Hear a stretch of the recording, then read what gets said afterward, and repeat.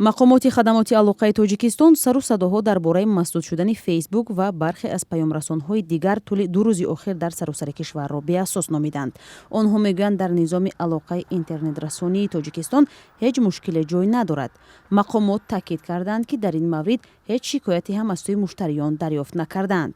вале бархе аз корбарони фейсбук ва инстаграм аз дастнорас шудани ин шабакаҳо дар тоҷикистон шикоят доранд. ман хол кардам ки инстаграма бояд сар чиз кардам мегиранд бу ҳамхел кардан не ки бояд нафар дигар пурсидам дуконам таки не ай мегафоно кор накардесам бояд тисела ин дафъа VPN-о кор намекарданд. маҳини даврон яке аз корбарони шабакаҳои иҷтимоӣ ки ба гуфтаи худаш бештар аз фейсбук истифода мебарад мегӯяд ин мушкилро 2 рӯз аст мушоҳида мекунад. чун ман хеле фейсбукро зиёд истифода мекунам, танҳо шабакаи иҷтимоие ки ман аз он истифода мекунам фейсбук ҳаст.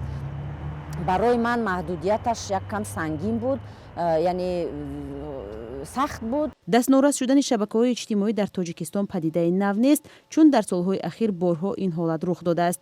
мақомоти тоҷик то ин вақт маҳдудияти дастрасӣ ба сомона ва шабакаҳои иҷтимоиро бештар ба мушкили фанӣ рабт медиҳанд, аммо ишораҳое ҳам аз сӯи мақомот садо доданд ки ин кор баъзан барои таъмини амният зарур аст. барои ҳамин ҳозир ҳама ба сигналу вая гузашта истода. фаришта моҳгулова, мутахассиси фановариҳои иттилоотӣ, дастнорас шудани бархе аз шабакаҳои иҷтимоиро ба мушкили техникӣ рабт дод. ӯ гуфт чунин вазъ дар рӯзҳои ахир дар кишварҳои ҳамсояи тоҷикистон ва ҳатто амрико ҳам мушоҳида шудааст. дар асл баста шудани шабакаҳои иҷтимоӣ ва умуман саҳифаҳои иҷтимоӣ ба мисоли он паёмрасонакое ки буд WhatsApp, чунки WhatsApp политикаи конфиденсиальности худша каме баста намуд. ҳоло дар тоҷикистон беш аз 3 миллион ба интернет дастрасӣ доранд.